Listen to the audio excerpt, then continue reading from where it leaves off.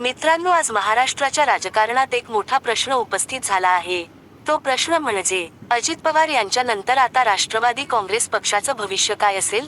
अजित पवार हे केवळ एक नेते नव्हते, तर ते राष्ट्रवादी काँग्रेसच्या एका संपूर्ण राजकीय प्रवाहाचं नेतृत्व होते. त्यांच्या अचानक जाण्याने पक्षाला भावनिक धक्का तर बसलाच, त्याचबरोबर पक्ष नेतृत्वाची मोठी पोकळी निर्माण झाली आहे. आज पक्षासमोर 3 मोठी आव्हानं उभी आहेत.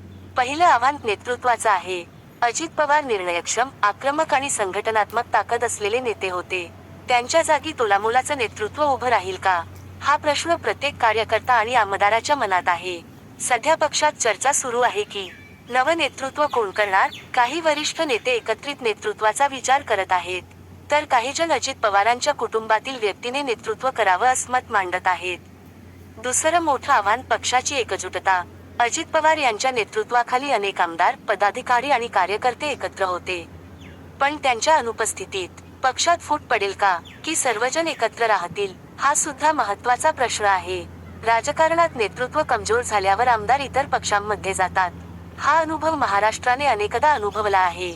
म्हणूनच पुढील काही महिने राष्ट्रवादी काँग्रेससाठी फार निर्णायक असणार आहेत.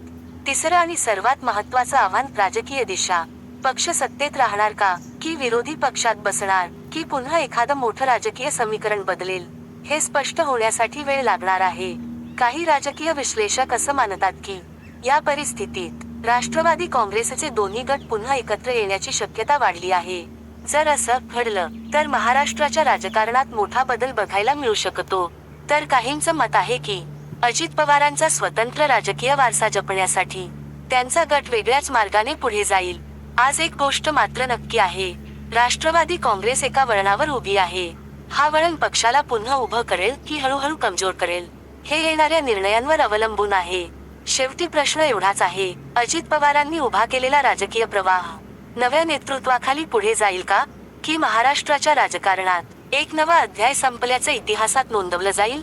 याचं उत्तर भविष्यात समजेल. पण एक मात्र नक्की, पुढचे काही दिवस महाराष्ट्राच्या राजकारणासाठी अत्यंत महत्त्वाचे असणार आहेत.